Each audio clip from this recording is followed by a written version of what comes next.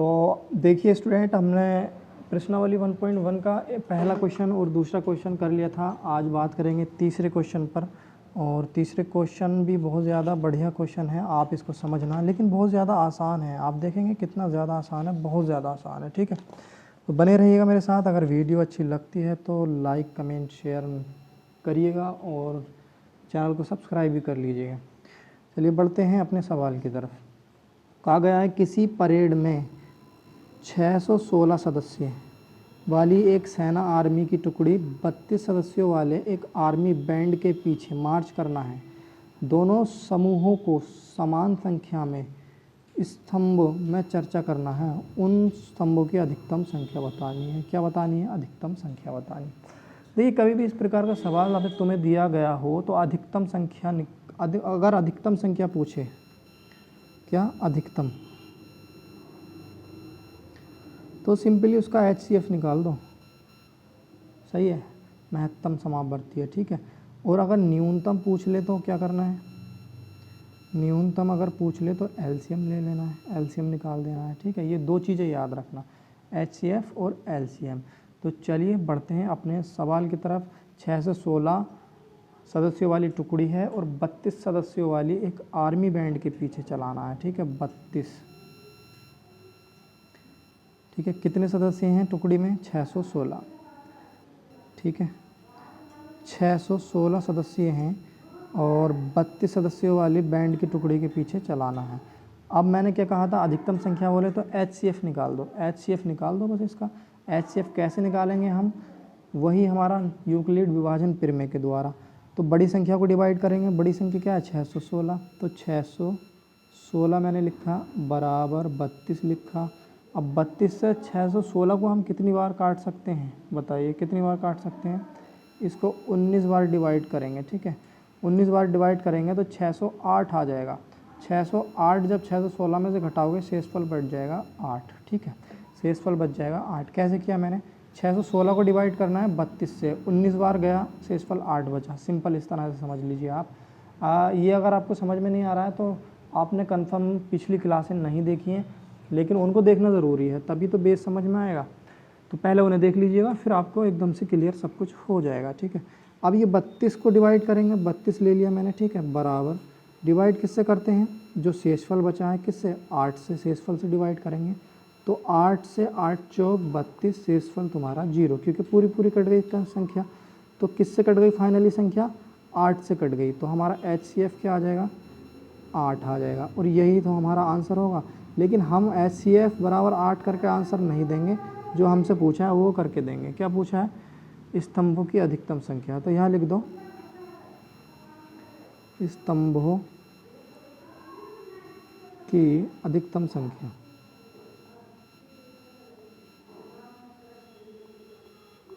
अधिकतम संख्या आ गई हमारे पास स्तंभों की 8। सिंपल, ये सवाल हमारा हो गया। ठीक है, तो 8 आंसर हो जाएगा इस सवाल का। बहुत ही आसान था, सिंपली, और उम्मीद करता हूँ आप सबको बहुत अच्छे से समझ में आ गया होगा। नहीं आया है तो कमेंट कर दीजिएगा, दोबारा बता दूंगा अच्छे से। ठीक है, चलिए देखिए, मैं इसको रफ कर रहा हूँ।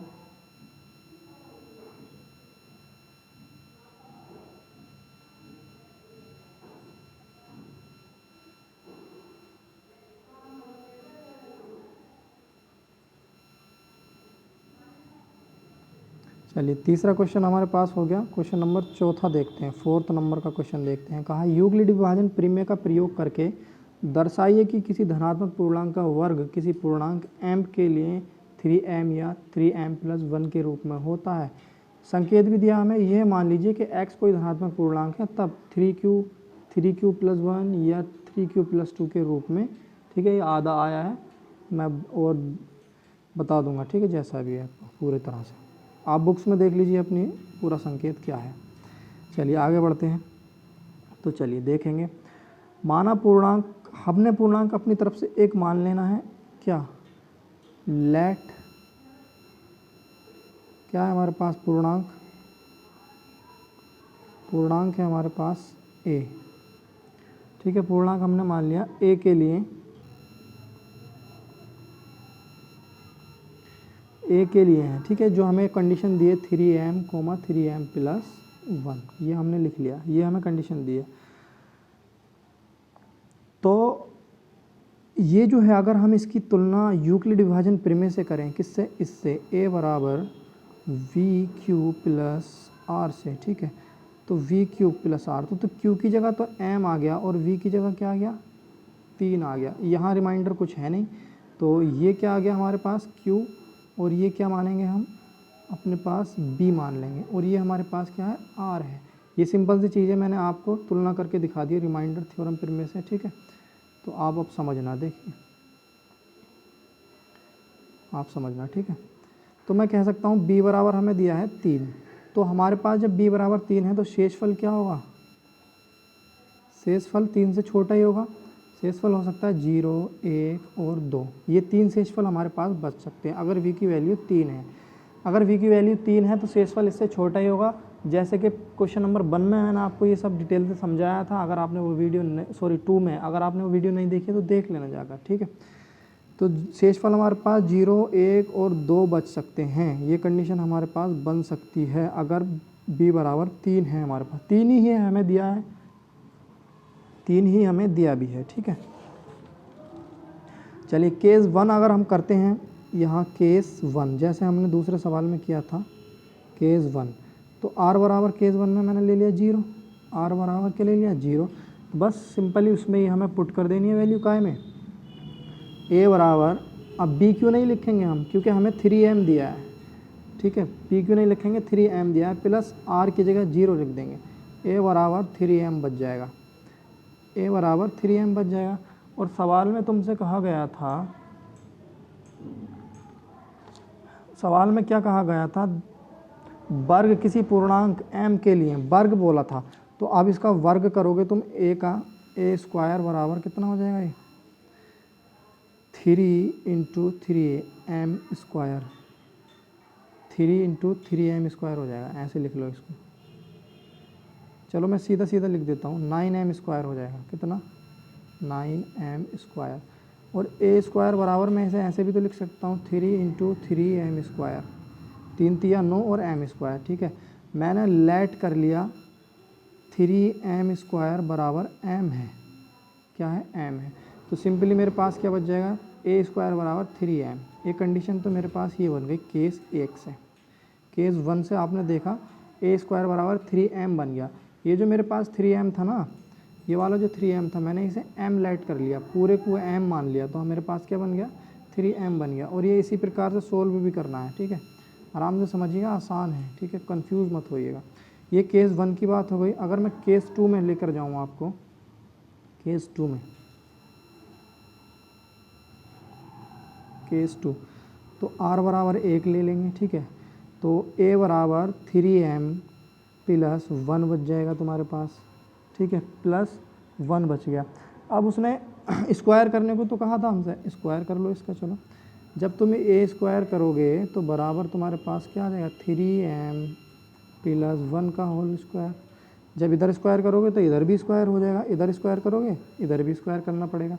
अब 3m, जब इसका स्क्वायर खोलोगे तो a square plus b square वाला फॉर्मूला याद होगा, तो a स्क्वायर यानी कि 9m square plus b square यानी कि 1 का स्क्वायर 1 ही होता है, प्लस 2ab 3 दूनी 6m, ठीक है। ये चीज़ समझ में आ गई, 3 दूनी क्या होता है, 6m होता है। सिंपली मैंने यहाँ से क्या कॉमन लिया, यहाँ से कुछ कॉमन ले सकता हूँ मैं, देखिए मैंने 9m स्क्वायर और प्लस 6m और प्लस 1 ऐसे लिख लिया, इसे आगे पीछे करके लिख लिया। मैं यहाँ से 3 कॉमन ले सकता हूँ, 3 कॉमन निकाल लिया मैंने, यहाँ बचेगा 3m स्क्वायर प्लस 2m, ठीक है, 2m बचेगा और प्लस 1 तुम्हारे पास आगे है, प्लस 1 आगे दिया है। ये चीज़ क्लियर हुई, समझिएगा ध्यान से, आसान है, कोई दिक्कत वाली बात नहीं। यहाँ तक आ गया। अब मैंने क्या किया, यहाँ मान लिया मैंने, इसको बंद कर देता हूँ, ऐसे मैं लिखूँगा यहाँ माना 3m स्क्वायर प्लस 2m बराबर क्या है, कैपिटल M मान लिया मैंने, ठीक है। तो a स्क्वायर बराबर, ये जो कंडीशन चल रही थी a स्क्वायर बराबर, ये 3 तो ऐसे ही रह जाएगा बराबर 3, और इस पूरे की जगह क्या रख दिया मैंने, m रख दिया, और प्लस तुम्हारे पास ये वाला 1, ठीक है। तो ए स्क्वायर बराबर 3m + 1 यहाँ बन गया। और यहाँ भी क्या बना था तुम्हारे पास, ए स्क्वायर बराबर 3m बना था, यहाँ बन गया ए स्क्वायर बराबर 3m + 1, ठीक है। ये चीज़ 2 बन गई तुम्हारे पास, 2 चीज़ें बन गई। उसी प्रकार से अगर केस 3 को स्टडी करें हम, केस 3 में क्या होगा हमारे पास,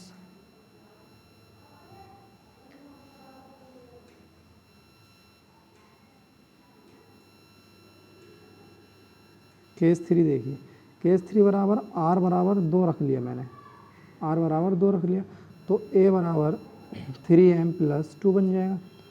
3m + 2 करना क्या है, सिंपली वही स्क्वायर करने को बोला है तो स्क्वायर कर दो इसका, और क्या करना है, क्या कर दो, इसका स्क्वायर कर दो, ठीक है। चलिए जब मैं इसका स्क्वायर करूँगा तो इधर हो जाएगा ए स्क्वायर बराबर 3m + 2 का होल स्क्वायर आ जाएगा। अगर 3m + 2 का होल स्क्वायर खोलोगे तुम तो ए स्क्वायर यानी कि 9m square plus B square यानी कि 2 दूनी 4 हो जाएगा, प्लस 2ab 3 दूनी 6 दूनी 12m आ जाएगा, 2ab 12m आ जाएगा। a + b का होल स्क्वायर वाला फॉर्मूला होता है, बस उसको ही मैंने यहाँ पर खोला है और कुछ नहीं किया। तो तुम्हारे पास क्या आ गया, 12m स्क्वायर आ गया, ठीक है। चलिए अब देखते हैं आगे, आगे क्या हो सकता है इसमें। देखिए मैंने क्या किया, इधर लिख लेता हूँ, ये 9m स्क्वायर तो तुम ऐसे ही रहने दो, ठीक है, प्लस 12m स्क्वायर ऐसे ही रहने दो, प्लस ये 4 जो है ना, इसे 3 + 1 लिख दो, 3 और 1 कितना होता है 4। कोई दिक्कत, मैंने ऐसे लिख लिया तो कोई दिक्कत नहीं होनी चाहिए, ठीक है, कोई भी दिक्कत यहाँ तक होनी नहीं चाहिए। अब देखिए यहाँ से और यहाँ से और यहाँ से 3 कॉमन आ सकता है, 3 बराबर हमारा क्या चल रहा है, ए स्क्वायर चल रहा है, तो 3 है स्क्वायर, 3 कॉमन लोगे तो 3m स्क्वायर अंदर बच जाएगा, प्लस 4m अंदर बच जाएगा, प्लस यहाँ 3 था, 3 बाहर ले लिया तो बचा 1, और प्लस ये एक्स्ट्रा वाला 1 जो ये लास्ट में था। तो सिंपली इसकी जगह मैंने क्या मान लिया, 3m स्क्वायर प्लस 4m + 1 बराबर, अगर मैं m रख देता हूँ तो कंडीशन तुम्हें कुछ ऐसी बनती हुई दिखाई देगी, ए स्क्वायर बराबर 3m + 1 बन गई, ए स्क्वायर बराबर 3m + 1। देखिए यहाँ भी 3m + 1 बना, यहाँ भी 3m + 1 बना, लेकिन जो इससे पहली वाली कंडीशन थी, इससे पहली वाली कंडीशन में क्या बना था, 3m बना था। थोड़ा जूम करके दिखा देता हूँ, ये बना था 3m अपने पास, ठीक है। पहली कंडीशन में अपने पास बना 3m, ये है ए स्क्वायर बराबर 3m।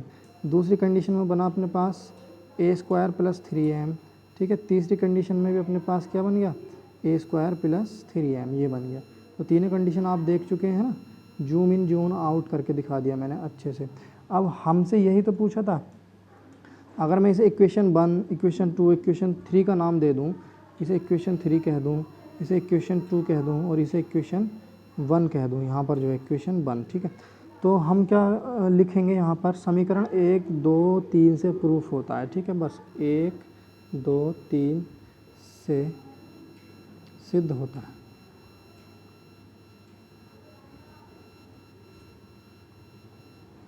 ठीक है, सिद्ध क्या होता है ये आप जानते ही हैं, क्योंकि उसने हमसे पूछा था कि किसी धनात्मक पूर्णांक का वर्ग किसी पूर्णांक m के लिए 3m या 3m + 1 होता है। तो जब हमने वर्ग करा था तो 3m बन गया या फिर 3m + 1 वाली कंडीशन बन रही है। अब आप कंफ्यूज, मुझे पता है कहाँ हो सकते हो, यहाँ हो सकते हो कि हमने इसकी जगह 1m क्यों लिया। m हमने इसलिए लिया है यहाँ पर कि आपको साफ क्लियर पता चल जाए कि ये 3m + 1 वाली कंडीशन बन रही है, ठीक है, बाकी और कोई बात नहीं है। तो ये प्रूफ हो चुका है। तो साथियों कैसी लगी है आपको क्लास, कमेंट करके ज़रूर बताइएगा। क्लास अच्छी लगी है तो वीडियो को लाइक शेयर और करिएगा और चैनल को सब्सक्राइब कर लीजिएगा। और एक क्वेश्चन हमारा और बचा है लास्ट का, क्वेश्चन नंबर 5, उसको हम अगले वीडियो में कवर कर लेंगे, ठीक है। तो तब तक बने रहिएगा।